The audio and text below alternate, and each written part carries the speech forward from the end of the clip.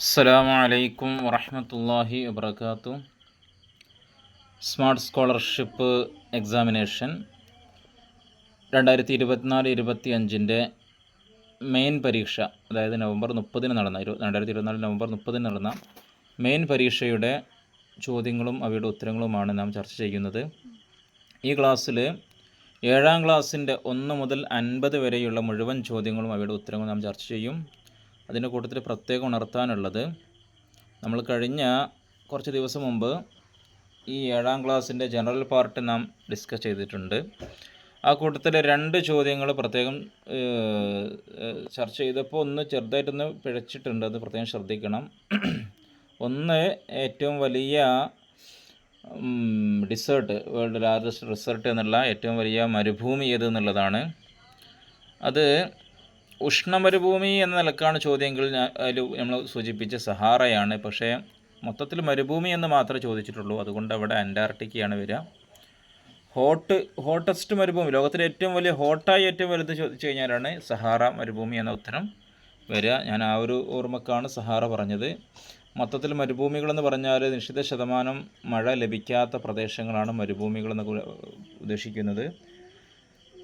അപ്പോൾ അന്റാർട്ടിക്കയാണ് ഏറ്റവും വലുത് വരിക ആ നിലക്ക്. 2ാം സ്ഥാനം ആർട്ടിക്ക് വരും. 3ാം സ്ഥാനമാണ് ആ നിലക്ക് വരുമ്പോൾ സഹാറ മരുഭൂമിയായിട്ട് വരുന്നുള്ളൂ. അതുപോലെ നമ്മുടെ ഒരു ദിക്കുമായി ബന്ധപ്പെട്ടൊരു ക്വസ്റ്റ്യൻ, ഓൾറെഡി ക്വസ്റ്റ്യൻ പേപ്പറിൽ അത് ഒരു ദിക്ക് കൊടുത്തോടെ തന്നെ നോർത്തും സൗത്തും മാറി കൊടുത്തിട്ടാണ് കാണുന്നത്. അതിലും തന്നെ ചെറിയൊരു തിരുത്തലതയാണ്. ക്വസ്റ്റ്യൻ ചർച്ച ചെയ്യുമ്പോൾ ഒന്നും കൂടെ വിശദീകരിക്കുക. അപ്പോൾ നമുക്ക് നേരെ എന്ത് ചെയ്യാം, ചോദ്യങ്ങളിലേക്ക് കടക്കാം. 1ാമത്തെ ക്വസ്റ്റ്യൻ, അൽ ഇൽമു യുഅ്ത വലാ യഅ്തി, അല്ലേ? ഇൽമ് എത്തിപ്പിടിക്കേണ്ടതാണ്, തേടി പോകേണ്ടതാണ്, അല്ലാതെ കൊണ്ടുപോയി കൊടുക്കേണ്ടതല്ല, അല്ലേ എന്നാണ് ഉദ്ദേശിക്കുന്നത്. അപ്പോൾ ഇൽമ് പഠിക്കുന്ന ആൾക്കാർ അങ്ങോട്ട് പോയി പഠിക്കണം. ഇൽമിനൊരു ആദരവും ബഹുമാനമൊക്കെ ഉണ്ട്, അതിന് നമ്മൾ തരം താഴ്ത്താൻ പാടില്ല. ഈ രൂപത്തിൽ ഇതിൽ വരുന്ന ഓപ്ഷനിൽ ഏതാണ് ശരി? ഓപ്ഷൻ എ തന്നെയാണ് നമുക്ക് ശരി, അല്ലേ? നീ വിജ്ഞാനം തേടി പോകണം.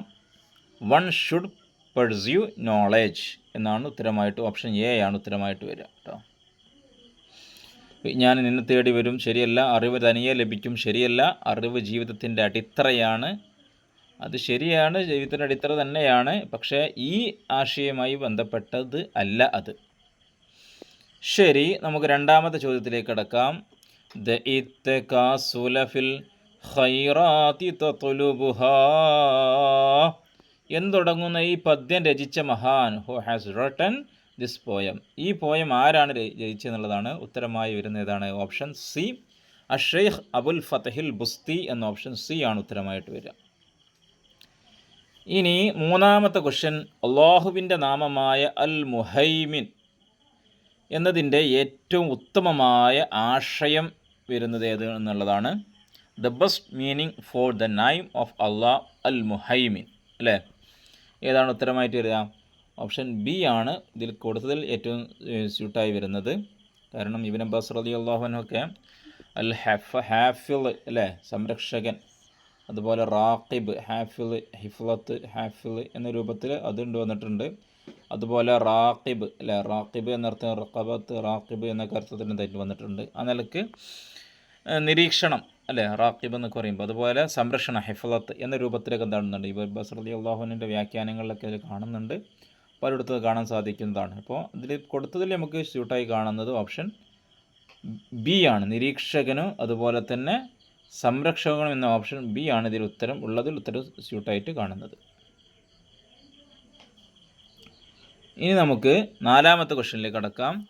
സഅദ് ബിൻ അബി വഖാസ് റളിയല്ലാഹു അൻഹുവിൻ്റെ നേതൃത്വത്തിൽ, സഅദ് ബിൻ അബി വഖാസ് റളിയല്ലാഹുവിൻ്റെ നേതൃത്വത്തിൽ കീഴടക്കിയ പേർഷ്യൻ നഗരം, which Persian city was conquered under the leadership of Saad bin Abi Waqqas റളിയല്ലാഹു അൻഹു?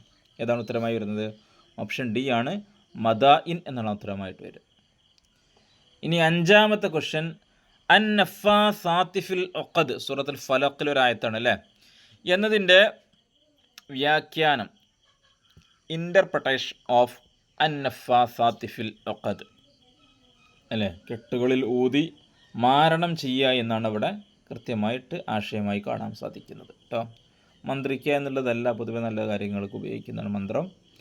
റുഖയ്യ എന്നൊക്കെ വേണമെങ്കിൽ പറയാം. കെട്ടുകളിട്ട് ബന്ധിക്കുക എന്നതല്ല, അത് ബന്ധിക്കലല്ല. കെട്ടുകളിൽ ഊതുക എന്ന അർത്ഥത്തിനാണ്. ഇത് സിഹറാണ് അതുകൊണ്ട് ഉദ്ദേശിക്കുന്നത് കേട്ടോ. ഇതും വരില്ല. കെട്ടുകളിൽ നിന്ന് ഉത്തരം കൊടുക്കാൻ സാധ്യതയുണ്ട്. ജസ്റ്റ് ഒന്ന് പഠിച്ചു പോയ ആൾക്ക് ചിലപ്പോൾ ഈ ആൻസർ കൊടുക്കാൻ സാധ്യതയുണ്ട്. പക്ഷേ ഉത്തരമായിട്ട് ആശയമായിട്ട് കറക്റ്റ് വരുന്നത് മാരണം ചെയ്യുന്നവർ തന്നെയാണ്. മനുഷ്യർ പ്രയാസപ്പെടുത്ത ഒരിക്കലും വരില്ല. ഇനി നമുക്ക് 6ാമത്തെ ക്വസ്റ്റ്യനിലേക്ക് കടക്കാം. ഹിബ്ബുർ റസൂൽ എന്ന പേരിൽ പ്രസിദ്ധനായ സഹാബി ആര് എന്നുള്ളതാണ്. ഹിബ്ബുർ റസൂൽ എന്നതിന് പ്രസിദ്ധനായ സഹാബി ആരാണ്? ഓപ്ഷൻ സി സഅദ് ബിൻ ഹാരിസ റളിയല്ലാഹു അൻഹു. സെയ്ദ് ബിൻ ഹാരിസ റളിയല്ലാഹു അൻഹു ആണ് അല്ലേ. The famous companion of prophet എന്നാണ് ഇതിനർത്ഥം. ഹിബ്ബുർ റസൂൽ നോൺ ആസ് ഹിബ്ബുർ റസൂൽ. ശരി, 7ാമത്തെ ക്വസ്റ്റ്യൻ. മാ വല്ല സാഹിബുക്കും വമാ ഗവാ. നിങ്ങൾ സഹോദരൻ എന്തായിട്ടില്ല, പിഴച്ചിട്ടില്ല, വഴികേടിലായിട്ടില്ല എന്നൊക്കെ അർത്ഥം വരുന്ന ഈ ഖുർആൻ വചനം വ്യക്തമാക്കുന്നതാണ് നബി സല്ലല്ലാഹു അലൈഹി വസല്ലം ചെറുപ്പം മുതൽ പാപസുരക്ഷിതനാണ്, ഒരു പിഴവും സംഭവിച്ചിട്ടില്ല അല്ലേ. ഇനി നോക്കുക 8ാമത്തെ ക്വസ്റ്റ്യൻ അല്ലേ. 35ാമത്തെ വയസ്സിൽ കാബയുടെ പല വിഷയങ്ങളും ചെറുപ്രായത്തിലൊക്കെ 35ാമത്തെ വയസ്സിലെല്ലാം ചെറുപ്രായത്തിലൊക്കെ വസ്ത്രം മാറ്റുന്ന രൂപത്തിലും ആ സമയത്ത് ബോധരഹിതനായി വീണ സംഭവങ്ങളൊക്കെ ഉണ്ടല്ലോ കേട്ടോ. 35ാമത്തെ വയസ്സിൽ സംഭവിച്ചിട്ടുള്ള മറ്റേ ഇതാണല്ലോ കാബയുടെ മാറ്റിവെക്കലും ബന്ധപ്പെട്ട് അല്ലേ. ഹജറുൽ അസ്വദിൻ്റെ മാറ്റിവെക്കലും ബന്ധപ്പെട്ട് റസൂലുള്ളാഹിനെ തിരഞ്ഞെടുത്ത വിഷയം 35ാമത്തെ വയസ്സിൽ കേട്ടോ. അത് പറഞ്ഞപ്പോൾ അങ്ങനെ മാറിയപ്പോൾ അതാണെന്ന് ഓർമ്മപ്പെടുത്തിയത് മാത്രം. ശരി, നമുക്ക് 8ാമത്തെ ക്വസ്റ്റ്യനിലേക്ക് കടക്കാം. നിങ്ങളുടെ ദീനിൻ്റെ പകുതി ഇദ്ദേഹത്തിൽ നിന്ന് പഠിച്ചുകൊള്ളുക. നബി സല്ലല്ലാഹു അലൈഹി വസല്ലം വിശേഷിപ്പിച്ചു. About whom did the Prophet sallallahu alaihi wasallam say, learn half of your religion from him? അല്ലേ. him എന്ന് പറഞ്ഞുകൂടാ, അദ്ദേഹത്തിൽ നിന്ന്, അവരിൽ നിന്ന് അല്ലേ എന്ന് ഉദ്ദേശിച്ചാൽ ഒരു സ്ത്രീയാണ് ആരാ ഉദ്ദേശിക്കുന്നത്. ആയിഷ റളിയല്ലാഹു അൻഹയിൽ നിന്നാണ്. ഉത്തരമായിരുന്നു ഓപ്ഷൻ ഡി ആണ് ഉത്തരമായിട്ട് വരുന്നത്. ഇനി 9ാമത്തെ ക്വസ്റ്റ്യൻ. പൗരാണിക പേർഷ്യൻ രാജ്യത്തിൻ്റെ ഇന്നത്തെ പേര്. What is the modern name of the ancient Persian empire? ഏതാ? ഇറാൻ എന്നുള്ളതാണ് അല്ലേ. ഇറാൻ. മെസോപ്പൊട്ടോമിയ എന്നറിയപ്പെടുന്നത്, മെസോപ്പൊട്ടോമിയ എന്നുള്ളത് പിന്നെ ഇറാഖൊക്കെയാണ് വരുന്നത് അല്ലേ. ശരി, 10ാമത്തെ ക്വസ്റ്റ്യൻ. ഉമവിയ്യ ഖിലാഫത്തിലെ ആദ്യത്തെ ഭരണാധികാരി ആരാ? മുആവിയത്ത് ബിൻ അബി സുഫിയാൻ റളിയല്ലാഹു അൻഹു. ഓപ്ഷൻ സി ആണ് ഉത്തരമായിട്ട് വരിക. 11ാമത്തെ ക്വസ്റ്റ്യൻ. പ്രത്യക്ഷത്തിൽ കാണാൻ സാധിക്കാത്ത ഗുണങ്ങൾക്കാണ് എന്ത് പറയുക? ഓപ്ഷൻ ഡി ബറക്കത്ത് എന്ന് പറയുക, അല്ലെങ്കിൽ ആന്തരികമായ അല്ലേ ഗുണങ്ങൾ, ഖൈറുകൾ അല്ലേ, ആന്തരികമായ ഖൈറുകൾ എന്നൊക്കെ പറയാം ബറക്കത്ത്. മുഇസ്സത്തിന നബിമാർക്കുള്ള അമാനുഷിക കഴിവുകളാണ് ഉദ്ദേശിക്കുന്നത്. ഇക്റാം ആദരവ്, ഷഫാഅത്തിന ശുപാർശയാണ് ഉദ്ദേശിക്കുന്നത് കേട്ടോ, റസൂലുള്ളാഹിന്റെ ശുപാർശ. ശരി, 12ാമത്തെ ക്വസ്റ്റ്യൻ. ല ഇലാഹ ഇല്ലല്ലാഹുൽ ഹലീമുൽ കരീം സുബ്ഹാനല്ലാഹ് അല്ലേ. പ്രസവവുമായി ബന്ധപ്പെട്ട ഉറക്കയത്തിലൊക്കെ കൂട്ടുന്നത് അല്ലേ എന്ന് തുടങ്ങുന്ന ദിക്റുകളും ചില ആയത്തുകളും പ്രസവം എളുപ്പമാക്കും. ആര് പറഞ്ഞു? Reciting these adhkar and Quranic verses can ease child birth. Who mentioned it? ആരാണ് പറഞ്ഞത്? ഇബ്നു അബ്ബാസ് റളിയല്ലാഹു അൻഹു ആണ് അത്തരം വിഷയം പറഞ്ഞിട്ടുള്ളത്. ശരി, നമുക്ക് 13ാമത്തെ ക്വസ്റ്റ്യനിലേക്ക് വരാം. അങ്ങയോടൊപ്പം സ്വർഗത്തിൽ സഹവസിക്കണം റബീഅ റളിയല്ലാഹു അൻഹു നബി സല്ലല്ലാഹു അലൈഹി വസല്ലമയോട് ആവശ്യപ്പെട്ടത് എന്തിന് തെളിവ് എന്നുള്ളതാണ്. Rabia's request to the prophet സല്ലല്ലാഹു അലൈഹി വസല്ലം for companionship in paradise demonstrate അല്ലേ. സ്വർഗത്തിൽ അങ്ങയോടൊപ്പം കടക്കുന്ന റബീഅ റളിയല്ലാഹു അൻഹുവിൻ്റെ ആ ഒരു വിഷയം എന്തിന് തെളിവാ? പരലോകത്തെ വിജയത്തിന് വരെ സൃഷ്ടികളുടെ സഹായം തേടാം എന്നതിനേക്ക് വ്യക്തമായ തെളിവാണ്. അപ്പോൾ അല്ലാഹുവിൻ്റെ റസൂല് പറഞ്ഞോ ഇതെന്നോട് ചോദിച്ചിട്ട് മാത്രം കാര്യമില്ലാന്ന്. നബി തങ്ങൾക്കും അതിനെന്തുണ്ട്? അതിനൊക്കെയുള്ള അവകാശം അല്ലാഹു തആല നൽകിയിട്ടുണ്ട് അല്ലേ. ഇനി നോക്കാം 14ാമത്തെ ക്വസ്റ്റ്യൻ. യാ സാരിയൽ ജബൽ എന്ന് മദീനയിൽ വെച്ച് ഉമർ റളിയല്ലാഹു അൻഹു പറയുമ്പോൾ സാരിയ എവിടെയായിരുന്നു? Where was Sariya when Umar റളിയല്ലാഹു അൻഹു called out him? അദ്ദേഹത്തെ കാൾഡ് ഔട്ട് ചെയ്തു. അങ്ങനെ യാ സാരിയ എന്ന് വിളിച്ച സമയത്ത് അദ്ദേഹം എവിടെയായിരുന്നു? 1850 കിലോമീറ്റർ അപ്പുറം അല്ലേ, 1850 കിലോമീറ്റർ അപ്പുറം അല്ലേ ഉണ്ടായിരുന്ന നഹാവന്തിയിലായിരുന്നു അല്ലേ. ഓപ്ഷൻ സി ആണ് ഉത്തരമായിട്ട് വരിക. ഇനി 15ാമത്തെ ക്വസ്റ്റ്യൻ. മരണത്തിൻ്റെ സഹോദരൻ അഖുൽ മൗത്ത് എന്ന് നബി സല്ലല്ലാഹു അലൈഹി വസല്ലമ വിശേഷിപ്പിച്ചത് comrade of death as described by professor സല്ലല്ലാഹു അലൈഹി വസല്ലം. അല്ലേ? എന്താ? അന്നൗം അഖുൽ മൗത്ത്. അല്ലേ? ഉറക്കം, സ്ലീപ്പ്. ഇനി 16ാമത്തെ ക്വസ്റ്റ്യൻ, ചേർത്ത് ഓതുമ്പോഴും നിർത്തുമ്പോഴും രണ്ട് അവസ്ഥ വരുന്ന ഹാ ഏതാണ്? Which create two form when recited with pauses and continuations. Pauses ആണ് നിർത്തി ഓതുക, അതുപോലെ തന്നെ തുടർച്ചയായിട്ട് ഓതുമ്പോൾ. രണ്ട് സമയത്ത് രണ്ട് രൂപത്തിൽ വരുന്നത് ഏതാണ്? എനീസിൻ്റെ ഹ ആണ്. കൂട്ടി ഓതുമ്പോൾ ത ആയിട്ട് ഉച്ചരിക്കുന്നു, വഖഫ് ചെയ്യുമ്പോൾ ഹ ആയിട്ട് ഉച്ചരിക്കുന്നു. രണ്ടവസ്ഥയായിട്ട് വരുന്നു. അല്ലേ? ഇനി 17ാമത്തെ ക്വസ്റ്റ്യൻ, ഖുർആൻ പാരായണത്തിൽ നിന്ന് വിരമിക്കുക, എൻഡിങ് ദ റെസൈറ്റേഷൻ, അത് പൂർണ്ണമായിട്ട് അവസാനിപ്പിക്കുക. അതിനെന്ത് പറയാം? ഖത്ത്. അല്ലേ? ഒന്നാമത്തേത് ഖത്ത്, ഓപ്ഷൻ ഡി ഉത്തരമായിട്ട് വരും. രണ്ടാമത്തേത് കൊണ്ട് വായിക്കാം. തുടർന്ന് ഓതണമെന്ന ഉദ്ദേശത്തോടെ ശ്വാസം അടച്ച് പാരായണം ചെയ്യുക. അടച്ച് അയച്ച് ശ്വാസം അയച്ച് പാരായണം ചെയ്യുക. അല്ലേ? സ്റ്റോപ്പ് റിസൈസിങ് വല്ല എക്സൈലിങ് ഇൻറ്റൻഡിങ് ടു റെസ്യൂം. ഏതാ വഖഫ് എന്ന് പറയും. ഓപ്ഷൻ ഡി ആണ് ഉത്തരമായിട്ട്. അപ്പോൾ ഒന്നാമത്തേത് ഖത്ത് ആണ്. ഈ ഒന്നാമത്തെ പ്രസ്താവന എന്താണ്? ഖത്ത് ആണ്. രണ്ടാമത്തെ പ്രസ്താവന ഉദ്ദേശിക്കുന്നത് വഖഫാണ്. അപ്പോൾ ഓപ്ഷൻ ഡി ആണ് ഉത്തരമായിട്ട് വരിക.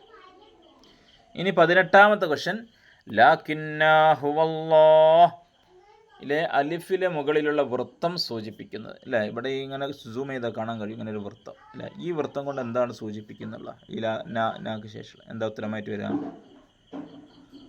വഖഫിൽ അലിഫിനെ ഉച്ചരിക്കണം. വഖഫിലെ അലിഫ് എന്താണോ ഉച്ചരിക്കണം. വഖഫ് ചെയ്യുമ്പോൾ അലിഫിനെ ഉച്ചരിക്കണം. ലാകിന്ന. അല്ലേ? എന്നാലോ വസ്സിൽ ചേർത്തി ഓതുമ്പോൾ അലിഫിന് എന്താകാൻ പാടില്ല? ഉച്ചരിക്കാനും പാടില്ല. ഇനി 19ാമത്തെ ക്വസ്റ്റ്യൻ, മാലിക് യൗമിദ്ദീൻ അല്ലെങ്കിൽ മലിക് യൗമിദ്ദീൻ. അല്ലേ? രണ്ട് രൂപത്തിലും ഓത്തുണ്ട്. അല്ലേ? അൽ റസ്മുൽ ഉസ്മാനിയുടെ നിയമം ഉദ്ദേശിക്കുക എന്താണ്? രണ്ടു തരം പാരായണം എന്നുള്ളതാണ്. മലിക് യൗമിദ്ദീനും മാലിക് യൗമിദ്ദീനാണ്. 2 ടൈപ്സ് ഓഫ് റിസൈറ്റേഷൻ എന്നുള്ളതാണ്. ഇനി 20ാമത്തെ ക്വസ്റ്റ്യൻ, താഴെ കൊടുത്തവയിൽ തുടക്കത്തിൽ ഹംസയ്ക്ക് കസ്ർ നൽകി വായിക്കേണ്ട പദം ഏതെന്നുള്ളതാണ്. ഉത്തരമായി വരുന്ന ഓപ്ഷൻ ഡി ആണ്, ഇമ്രഅത്ത്. അല്ലേ? ഇത് ഫത്ത്ഹാണ്, അൽഹംദു. ഇത് അല്ലദി, ഇവിടെയും ഫത്ത്ഹാണ്. ഇത് ഉഷ്ദുദ്. ആ രൂപത്തിലേക്കാണ് വായന വരിക. കൂട്ടി വായിക്കുമ്പോഴല്ല, നിർത്തിയിട്ട് പിന്നെ പറയുമ്പോൾ. അല്ലേ? താഴെ കൊടുത്തിൽ തുടക്കത്തിൽ ഹംസയ്ക്ക് കസ്ർ നൽകി വായിക്കേണ്ടത്.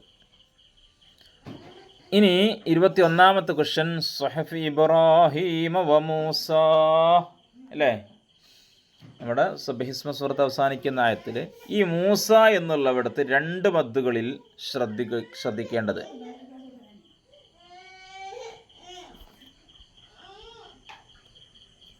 എന്താണ് രണ്ട് മദ്ദുകളിൽ ശ്രദ്ധിക്കേണ്ട വിഷയം? എന്താ? രണ്ടിടത്തും രണ്ട് ഹറക്കത്ത് വീതം നീട്ടുക. കേട്ടോ? ഇവിടെ എന്തില്ല?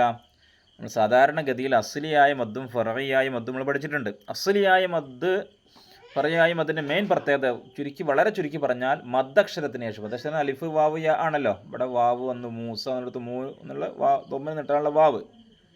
അതുപോലെ തന്നെ സ എന്ന ഫത്തഹിനെ നീട്ടി ഇവിടെ അലിഫായിട്ട് ഇവിടെ എഴുത്തിൽ യാ ചിഹ്നം കൊടുത്തിട്ടുണ്ടെങ്കിലും അലിഫായിട്ട് നമ്മൾ എന്താവുന്നു? നീട്ടുന്നു. അപ്പോൾ ഈ മദ്ദക്ഷരത്തിന് ശേഷം ഒന്നിരിക്കുക ഹംസ വരണം. ആ ഇ ഉ എന്ന രൂപത്തിൽ ഹംസ വരണം, അല്ലെങ്കിൽ വല്ല സുക്കൂനും വരണം. ഈ രൂപത്തിൽ ഹംസയോ സുക്കൂനോ വന്നാൽ മാത്രമേ മദ് ഫറഇയാവുകയുള്ളൂ. ഇവിടെ രണ്ടിനു ശേഷവും മൂസ, ആ മദ്ദിന് ശേഷം ഇവിടെ സീനാണ്, ഹംസയല്ല സുക്കൂനല്ല. അതുപോലെ സ എന്ന് ഉച്ചരിക്കുമ്പോഴും അതിനുശേഷം എന്തല്ല? ഹംസയും സുക്കൂനും വന്നിട്ടില്ല. അതുകൊണ്ട് അവിടെ മദ് എന്താണ്? മദ് അസ്ലിയായ മദ്ദാണ്. അസ്ലിയായ മദ് എല്ലാം എന്താണ്? ഒറ്റ അലിഫിൻ്റെ ഖദർ അല്ലെങ്കിൽ രണ്ട് ഹറക്കത്തിൻ്റെ ഖദർ എന്ന ഓപ്ഷൻ എ ആണ് ഉത്തരമായിട്ട് വരിക. In both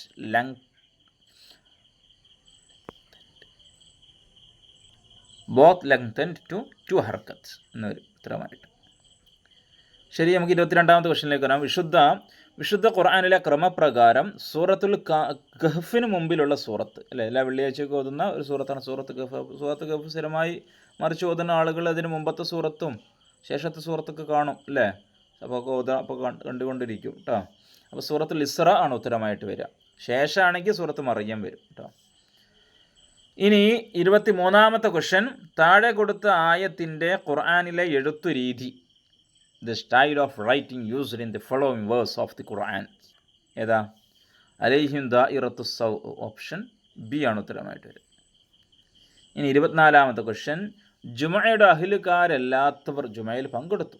those not obligated to attend ജുമ സ്റ്റിൽ പാർട്ടിസിപ്പേറ്റ്. അല്ലേ, ഓൽക്ക് എന്തില്ല, ഓൽക്ക് അങ്ങനെ നിർബന്ധമൊന്നുമില്ല, ഒബ്ലിഗേറ്റഡ് ഒന്നുമല്ല അവരെ മേലിൽ. പക്ഷേ അവരെന്ത് ചെയ്തു, എന്നിട്ടും സ്റ്റിൽ പാർട്ടിസിപ്പേറ്റ്, എന്നിട്ടോ പങ്കെടുത്തു കഴിഞ്ഞാൽ കുഴപ്പമൊന്നുമില്ല, പങ്കെടുത്തു, അവർ ജുമ സ്വീകരിക്കുക ചെയ്യും കേട്ടോ. ഇനി 25-ാമത്തെ ക്വസ്റ്റ്യൻ, ഒബ്ലിഗേഷൻ എല്ലാം കഴിഞ്ഞിട്ടും പാർട്ടിസിപ്പേറ്റ് ചെയ്യുന്ന അർത്ഥം കേട്ടോ, ചുരുക്കി പറഞ്ഞാൽ. ഓക്കെ, ശരി. 25-ാമത്തെ ക്വസ്റ്റ്യൻ, മരണാസന്നരുടെ അടുത്ത് വെച്ച് ഓതേണ്ട സൂറത്ത് ഏതൊക്കെയാണ്? ഓപ്ഷൻ ബി ആണ് സൂറത്ത് യാസീനും സൂറത്ത് റായദുമാണ് കേട്ടോ. ഓപ്ഷൻ ബി ആണ് ഉത്തരമായിട്ട് വരിക.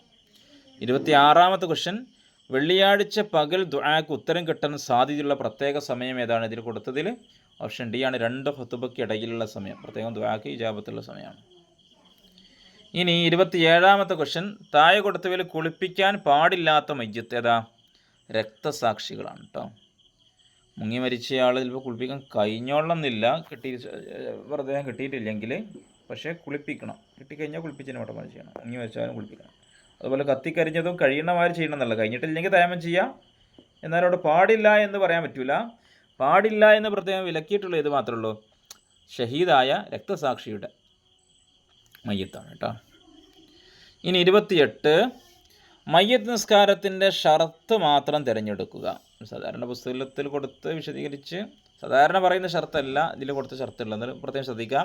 4 തക്ബീർ എന്നുള്ളത് ഇവിടെ എന്താണ്? റുക്കിനാണ് വരുന്നത്. അതുപോലെ 2-ാം തക്ബീറിന് ശേഷം സ്വലാത്തുൽ, 1-ാം തക്ബീറിന് ശേഷം ഫാത്തിഹത്തുൽ, 3-ാം തക്ബീറിന് ശേഷം ദുആ ചെയ്യുക എന്നുള്ള രൂപങ്ങളൊക്കെ വരുന്നത് അതിൻ്റെ റുക്കിനിൽ വരും. അതുപോലെ സഫുകളുടെ എണ്ണം മറ്റേയാക്കുക എന്നുള്ളത് എന്തല്ല? ഷർത്തല്ല. ഇവിടെ ഷർത്തായിട്ട് വരുന്ന ഓപ്ഷൻ എ മാത്രമാണ് കേട്ടോ. അപ്പോൾ ഉത്തരമായൊരു ഓപ്ഷൻ എ ആണ്.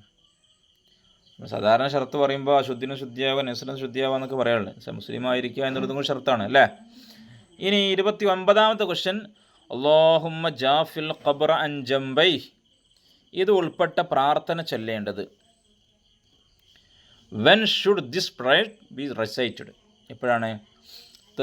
തസ്ബീത്ത് അല്ലേ, തസ്ബീത്ത് എന്ന് പറയുമ്പോൾ അല്ലേ. ഓപ്ഷൻ ഡി ആണ്, മയ്യത്ത് മറവ് ചെയ്ത ശേഷം.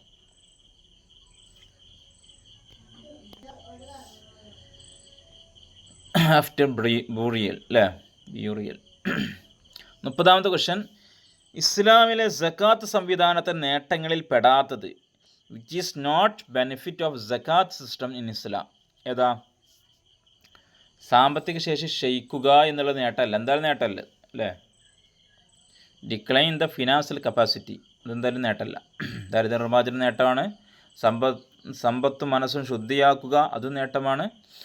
സമൂഹത്തിൽ സ്നേഹം വർദ്ധിക്കുക എന്നുകൊണ്ട് നേട്ടമാണ്. ഇൻക്രീസസ് ലവ് വിത്തിൻ സൊസൈറ്റി, അതെന്താണ്? നേട്ടത്തിൽപ്പെടും. അപ്പോൾ ഉത്തരമായി വരും ഓപ്ഷൻ ഏതാണ്? ഓപ്ഷൻ സി ആണ് ഉത്തരമായിട്ട് വരാം. ഇനി നമ്മൾ 31 മുതൽ ജനറൽ പാർട്ട് നമ്മളെന്താണ് മൊത്തത്തിൽ ഡിസ്കസ് ചെയ്തതാണ്. എന്നാലും എന്ത് ചെയ്യാം, ഞാൻ പറഞ്ഞ 2 ക്വസ്റ്റ്യൻ ചെറിയ തിരുത്തുണ്ട്, അത് പ്രത്യേകം ശ്രദ്ധിക്കുക. അല്ലാത്തൊക്കെ പെട്ടെന്ന് പറഞ്ഞു പോവാം. 31-ാമത്തെ ക്വസ്റ്റ്യൻ വരുന്നത് ഓപ്ഷൻ എ ആണ് അല്ലേ. Which nutrient has an important role in building muscles? പേശികൾ വളർത്തുന്നതിൽ പ്രധാന പങ്ക് വഹിക്കുന്ന പോഷകം ഏതാണ്? പ്രോട്ടീനാണ്. ധാന്യകമല്ല, മാംസം എന്ന് പറയും. കാർബോഹൈഡ്രേറ്റ് നമ്മൾ ധാന്യകം എന്ന് പറയും കേട്ടോ. ശരി. 32-ാമത്തെ question, what will be the result if sugar is added to yeast? ഈസ്റ്റിലേക്ക് പഞ്ചസാര ചേർത്ത് കഴിഞ്ഞാൽ എന്ത് ചെയ്യും? Alcohol and carbon dioxide. Option A ആണ് ഉത്തരമായിട്ട് വരിക. അതുപോലെ 33-ാമത്തെ question, device to record the distance travelled by a vehicle, ഒരു വാഹനം സഞ്ചരിക്കുന്ന ദൂരം രേഖപ്പെടുത്തുന്ന ഉപകരണം അതേതാണ്? ഓഡോമീറ്റർ. ഓപ്ഷൻ ഡി ആണ് ഉത്തരമായിട്ട് വരിക. ഇനി 34-ാമത്തെ question, the process happens using sunlight in plants, സൂര്യപ്രകാശം ഉപയോഗിച്ച് സസ്യങ്ങൾ നടക്കുന്ന പ്രക്രിയ എന്താണ്? ഫോട്ടോസിന്തസിസ്, പ്രകാശ സംശ്ലേഷണം അല്ലേ. പല ക്ലാസ്സുകളും ഞാൻ വിശദീകരിച്ച സംഭവമാണിത്. ഓക്കെ. 35-ാമത്തെ ക്വസ്റ്റ്യൻ, ലാർജാണ് പറഞ്ഞത്, തിരുത്തുള്ള ക്വസ്റ്റ്യനാണ്, പ്രത്യേകം ശ്രദ്ധിക്കുക. Largest dessert in the world, ലോകത്തിലെ ഏറ്റവും വലിയ മരുഭൂമി ചോദിച്ചു കഴിഞ്ഞാൽ ഉത്തരം അന്റാർട്ടിക്കയാണ് കേട്ടോ. ഞാൻ ഉഷ്ണ മരുഭൂമി എന്ന് ചിന്തിച്ചുകൊണ്ടാണ് ഞാൻ സഹാറ പറഞ്ഞത്. ലോകത്തിലെ ഏറ്റവും വലിയ മരുഭൂമി അന്റാർട്ടിക്ക. സാധാരണ ഇതിൽ മരുഭൂമി എന്നുള്ള ചൂട് കയറി ചിന്തിക്കാം. ആ നിലക്ക് എന്ത് ചെയ്യും, ചോദ്യം വായിച്ചപ്പോൾ അങ്ങനെ ചിന്തിച്ചു ഉത്തരം കൊടുത്തതാണ്. പ്രത്യേകം ശ്രദ്ധിക്കുക, നമ്മൾ ഏറ്റവും വലിയ മരുഭൂമി ഏതാണ്? അന്റാർട്ടിക്കയാണ്. അത് കഴിഞ്ഞാൽ ആർട്ടിക്ക വരും. 3-ാം സ്ഥാനത്താണ് എന്ത് ചെയ്യുക, നമ്മുടെ സഹാറ വരിക. അതിൽ തന്നെ ഏറ്റവും ചൂട് കൂടിയല്ലോ ഹോട്ട് മരുഭൂമികളിൽ ഏറ്റവും വലുത് ചോദിച്ചാൽ അതിനെന്താണ് സഹാറയാണ് ഉത്തരം വരിക കേട്ടോ. ഗോബി ചൈനയിലെ വലിയ ഒരു ഏഷ്യയിൽ തന്നെ വലിയ മരുഭൂമിയാണ് ഗോബി. താർ ഇന്ത്യയിലെ ഏറ്റവും വലിയ മരുഭൂമിയാണ് കേട്ടോ. അപ്പോൾ നാലിൻ്റെ ഉത്തരവ് പറഞ്ഞ എല്ലാവർക്കും തിരിഞ്ഞല്ലോ. വ്യത്യസ്ത പരീക്ഷകൾ വ്യത്യസ്തമായ ചോദ്യങ്ങൾ കാണാറുണ്ട് കേട്ടോ. ഏഷ്യയിലാണ് ഗോബി ഏറ്റവും വലുത്, ഇന്ത്യയിലെ ഏറ്റവും വലുത് താറ്, ഏറ്റവും വലിയ മരുഭൂമി വെച്ചാൽ അന്റാർട്ടിക്ക, ഏറ്റവും വലിയ ഉഷ്ണ മരുഭൂമി വെച്ചാൽ സഹാറ കേട്ടോ. 4 ചോദ്യങ്ങൾ ഉത്തരമാണ്, പഠിച്ചു വെക്കുക. 36ാമത്തെ question, the first high court in India. ഇന്ത്യയിലെ ഒന്നാമത്തെ ഹൈക്കോർട്ട് ഇതാണ്, കൽക്കട്ട ഹൈക്കോർട്ടാണ്. ഓപ്ഷൻ എ ആണ് ഉത്തരമായിട്ട് വരിക. 37ാമത്തെ question, which was the first metal discovered. ലോകത്തിൽ ആദ്യമായി കണ്ടെത്തിയ ലോഹം ചോദിച്ചു കഴിഞ്ഞാൽ അതേതാണ്, കോപ്പറാണ്. അതുപോലെ ലോകത്ത് ആദ്യമായി കണ്ടെത്തിയ ലോഹ സങ്കരം ചോദിച്ചു കഴിഞ്ഞാൽ അതെന്താണ്, ഓട് എന്ന് പറയും, ബ്രോൺസ്. ചെമ്പും ടിന്നും കൂടെ ഉൾപ്പെടുത്തിണ്ടാക്കുന്ന ഓടാണ്. നമ്മുടെ സിന്ധു നദീ സംസ്കാരത്തിലൊക്കെ എന്താണ്, വെങ്കലം എന്ന് പറയും ഓട് അല്ലേ. ശരി. 38ാമത്തെ question, the densest planet in solar system. Solar സിസ്റ്റത്തിലെ ഏറ്റവും സാന്ദ്രത കൂടിയ ഗ്രഹം ഏതെന്ന് വെച്ചാൽ ഉത്തരമായിരുന്നു ഓപ്ഷൻ എ ആണ്, ഭൂമിയാണ് ഉത്തരമായിട്ട് വരിക കേട്ടോ. 39ാമത്തെ question, who is the only footballer to win the Dhyan Chand Khel Ratna award. Dhyan Chand Khel Ratna പുരസ്കാരം നേടിയ ഏക ഫുട്ബോൾ താരം ആരാണ്. ഉത്തരമായി വരിക ഏതാണ്, സുനിൽ ഛേത്രിയാണ്. ഇതിൽ ഓപ്ഷൻ കൊടുത്തതിൽ ഏറ്റവും സ്യൂട്ടായി കാണുന്നത് കേട്ടോ. 40ാമത്തെ question, world hypertension day. ലോക ഹൈപ്പർ ടെൻഷൻ ഡേ ആചരിക്കുന്നതാണ്. ഓപ്ഷൻ ബി ആണ്, May 17 world hypertension day. 41ാമത്തെ ക്വസ്റ്റ്യൻ, വിച്ച് വാർസ്. ഏതെല്ലാം യുദ്ധങ്ങളാണെന്നുള്ളത്. Led to British dominance in India. ബ്രിട്ടീഷുകാർ ഇന്ത്യയിൽ ആധിപത്യം സ്ഥാപിക്കാൻ ഇടയാക്കിയ യുദ്ധങ്ങൾ അല്ലേ. നമുക്കറിയാം ഇന്ത്യ കീഴടക്കിയ യൂറോപ്യൻ ശക്തികളാണ് പോർച്ചുഗീസുകാർ, ഡച്ചുകാർ, ഫ്രഞ്ചുകാർ, ബ്രിട്ടീഷുകാർ കേട്ടോ. അതിൽ തന്നെ ബ്രിട്ടീഷുകാരാണ് ആദ്യം ഒരു കച്ചവടത്തിന് വന്നത്. പോർച്ചുഗീസിൽ വാസ്കോ ഡ ഗാമ ആദ്യം കച്ചവടത്തിന് വന്നു, പിന്നെ ശേഷം ഡച്ചുകാർ വന്നു, പിന്നെ ബ്രിട്ടീഷുകാർ, ഫ്രഞ്ചുകാർ വന്നു. അവസാനം ഫ്രഞ്ചുകാരൊക്കെ ബ്രിട്ടീഷുകാർ മാത്രം ഇവിടെ ആധിപത്യം സ്ഥാപിച്ചു, ഭരണം തുടങ്ങി. അപ്പോൾ ബ്രിട്ടീഷുകാർക്ക് ഒരു ഭരണാധിപത്യം അല്ല, അവിടെ പ്രത്യേകിച്ച് ഭരണത്തിൽ ആധിപത്യം ഉണ്ടാകാൻ കാരണമായ യുദ്ധമാണ് ഇത് എന്നുള്ളത്.